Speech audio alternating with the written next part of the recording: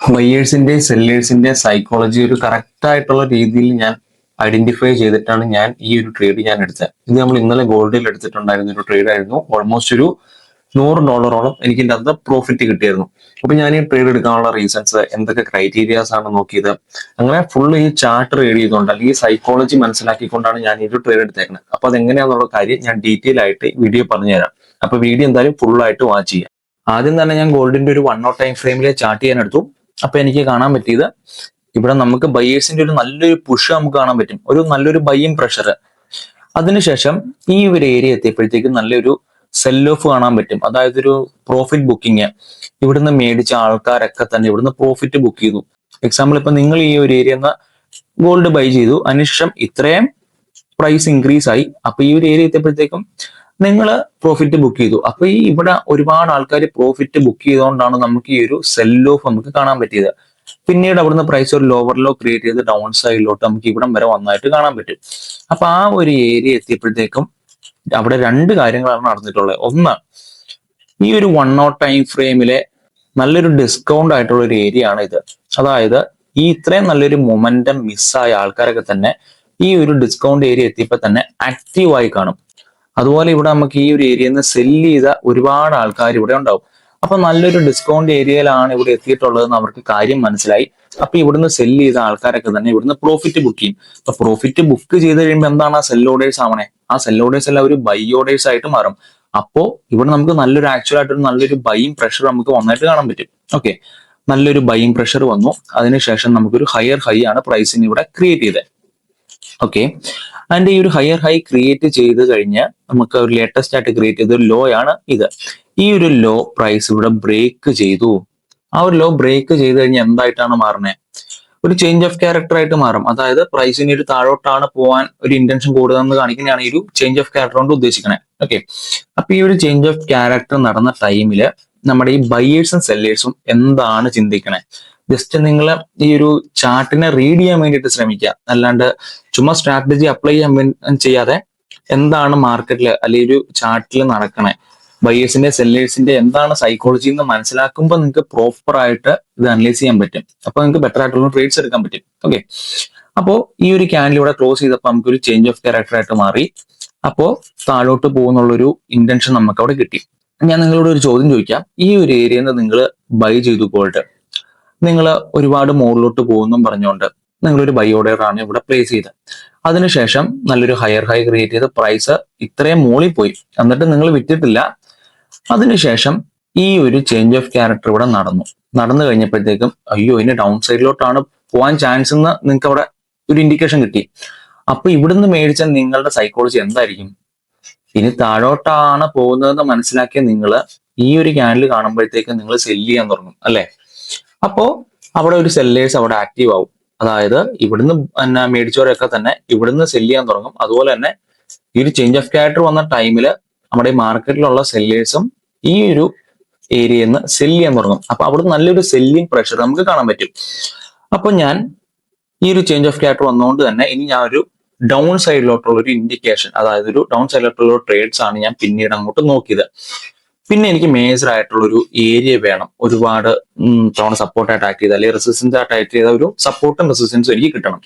ഞാൻ ഒരു 30 minute time ഫ്രെയിമിലോട്ട് ഞാൻ സ്വിച്ച് ചെയ്തു.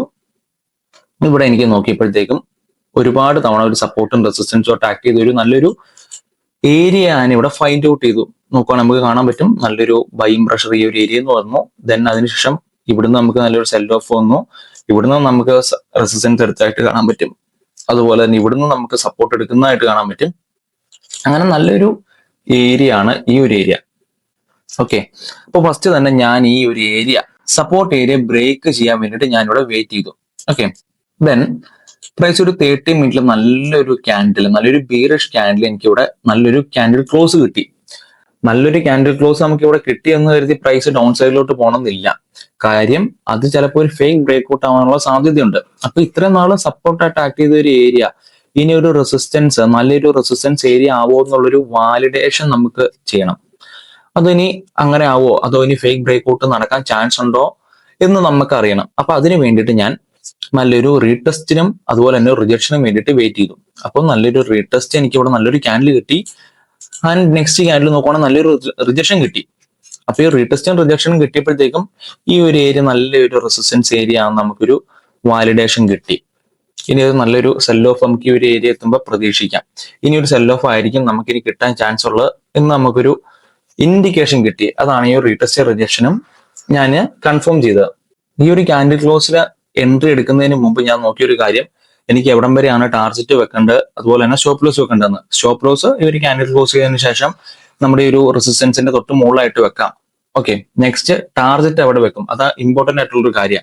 അപ്പൊ ടാർഗറ്റ് എവിടെ വെക്കണം എന്ന് ഞാൻ നോക്കിയപ്പോഴത്തേക്കും നമ്മുടെ ഈ ഒരു നല്ലൊരു സെൽ ഓഫ് വന്നതിന് ശേഷം ഇത്രയും നല്ലൊരു ബൈയിങ് പ്രഷർ വന്നതിന്റെ ഒരു ലാസ്റ്റ് ഈ ഒരു ഏരിയ എന്നാണ് ഇത്രയും വലിയൊരു മൊമെന്റം ബൈയിങ് പ്രഷർ വന്നിട്ടുള്ളത്. അപ്പൊ എനിക്ക് എങ്ങനെ പോയി കഴിഞ്ഞാലും ഈ ഒരു ലോ വരെയാണ് എനിക്ക് ടാർഗറ്റ് വെക്കാൻ പറ്റുള്ളൂ. ഓക്കെ, അപ്പൊ അതെനിക്ക് മനസ്സിലായി. ഇവിടെ നല്ലൊരു ബൈയിങ് പ്രഷർ വരാൻ നല്ല ചാൻസ് ഉണ്ട്. അപ്പൊ ഇവിടം വരെ എനിക്ക് ടാർഗറ്റ് വെക്കാൻ പറ്റുള്ളൂ. അപ്പോ പ്രൈസ് റീടെസ്റ്റ് വന്നു ആൻഡ് അതിന് ശേഷം റിജക്ഷൻ വന്നു. നല്ലൊരു ക്യാൻഡിൽ ക്ലോസ് കിട്ടിയ സമയത്ത് ഞാൻ ഇവിടെ ഒരു എൻട്രി ഞാൻ പ്ലേസ് ചെയ്തു. ഇവിടെ എൻട്രി ഞാൻ പ്ലേസ് ചെയ്തു ആൻഡ് അതിന് ശേഷം സ്റ്റോപ്പ് ലോസ് ഇതിന്റെ തൊട്ട് മുകളിലായിട്ട് ഞാൻ വെച്ചു ആൻഡ് ടാർഗറ്റ് ഞാൻ 1:2 വെച്ചു.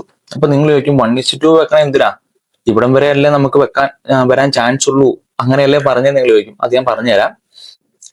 ഓക്കെ, ഈ ഒരു ട്രേഡ് ഇവിടെ എടുത്തു കഴിഞ്ഞു കഴിഞ്ഞാൽ ഞാൻ നെക്സ്റ്റ് ഒരു കാര്യം ഞാൻ പ്ലാൻ ചെയ്തത്, ഈ ഒരു ലോ വരെയാണ് ഞാൻ എന്റെ ടാർഗറ്റ് എന്ന് ഞാൻ പറഞ്ഞായിരുന്നല്ലോ. മേ ബി ഇതിന്റെ താഴോട്ടും കൂടെ പോകാനുള്ള ഒരു രണ്ടാമത്തെ ചാൻസും കൂടി ഇല്ലേ. പ്രോപ്പർ ഈ ഒരു ഏരിയയിൽ നിന്ന് വന്നിട്ട് റിജക്ഷൻ കിട്ടി മേലോട്ട് പോകണമെന്നില്ലല്ലോ. ചിലപ്പോൾ ബ്രേക്ക് ഡൗൺ ചെയ്ത് താഴോട്ട് പോവാം, അല്ലെങ്കിൽ ഈ ഒരു ഏരിയയിൽ നിന്ന് താഴോട്ട് കുറച്ച് പോയിട്ട് പിന്നെ മേലോട്ട് പോവാം. അങ്ങനെ പല കാര്യങ്ങളും നമുക്ക് സംഭവിക്കും. അപ്പൊ അതുകൊണ്ട് തന്നെ ഇവിടെ എൻട്രി എടുത്തതിന് ശേഷം പ്രൈസ് ഈ ഒരു ലോയിൽ എത്തിയപ്പോഴത്തേക്കും ഞാൻ എൻ്റെ ഒരു സ്റ്റോപ്പ് ലോസ് എടുത്ത് ഞാൻ ഈ ഒരു എൻട്രിയിലോട്ട് വെച്ചു. പിന്നെ എനിക്ക് എങ്ങനെ പോയി കഴിഞ്ഞാലും ബ്രേക്ക് ഇവിലെ ഞാൻ എക്സിറ്റ് ആവുള്ളൂ, പ്രോഫിറ്റ് ഇല്ല, ലോസും ഇല്ല. അപ്പൊ എനിക്ക് കുഴപ്പമില്ല, അതൊരു റിസ്ക് ഫ്രീ ട്രേഡ് ആയതുകൊണ്ട് തന്നെ ഈ ഒരു ഏരിയ എത്തിയപ്പോഴത്തേക്കും ഞാൻ ഒരു സ്റ്റോപ്പ് ലോസ് എടുത്ത് ഞാൻ ഈ ഒരു എൻട്രിയിലോട്ട് വെച്ചു. അതിനുശേഷം പ്രൈസ് ഡൗൺ സൈഡ് പോയി നമ്മുടെ പ്രോപ്പർ കറക്റ്റ് ഒരു ടാർഗറ്റ് ഹിറ്റ് ആയതിനു ശേഷം അപ് സൈഡിലോട്ട് പോയി. കറക്റ്റ് ആയിട്ട് ഈ ഒരു ഏരിയയിൽ ഉണ്ടായിരുന്ന ബൈ ചെയ്ത ആൾക്കാരൊക്കെ ഒരു സ്റ്റോപ്പ് ലോസ് ഇവിടെ ഹണ്ട് ചെയ്തൊരു ഫേക്ക് ഔട്ട് നടത്തിയതിനു ശേഷമാണ് ഇത്ര നല്ലൊരു മൊമെന്റം ഉണ്ടായത്. അപ്പൊ ആ ഒരു മൊമെന്റം അതിനു മുമ്പുണ്ടായ ഈ ഒരു ഫേക്ക് ഔട്ടാണ് നമ്മൾ ഇവിടെ ക്യാച്ച് ചെയ്തത്. അപ്പൊ ഇതായിരുന്നു ഞാൻ എൻ്റെ ഒരു എൻട്രി എടുക്കാനുള്ള റീസൺസും അതുപോലെ ട്രേഡ്സിന്റെ ഫുള്ള് ബ്രേക്ക് ഡൗൺ എന്ന് പറഞ്ഞാൽ. അതിനുശേഷം ഞാൻ എൻ്റെ ഒരു പ്രോപ്പർ ആയിട്ട് എന്തൊക്കെയാണ് ഞാൻ അനലൈസ് ചെയ്തത് അങ്ങനെയുള്ള ഫുള്ള് ഡീറ്റെയിൽ ആയിട്ടുള്ള കാര്യങ്ങൾ ഞാൻ ജേണൽ ചെയ്ത് വെച്ചിട്ടുണ്ട്. അപ്പൊ ഈ ഒരു വീഡിയോ നിങ്ങൾക്ക് എന്തെങ്കിലും ഇൻഫർമേഷൻസ് കിട്ടിയിട്ടുണ്ടെന്ന് ഞാൻ വിചാരിക്കുന്നു. ഇതുപോലത്തെ ഒരു അടിപൊളി വീഡിയോയിൽ നമുക്ക് നെക്സ്റ്റ് കാണാം.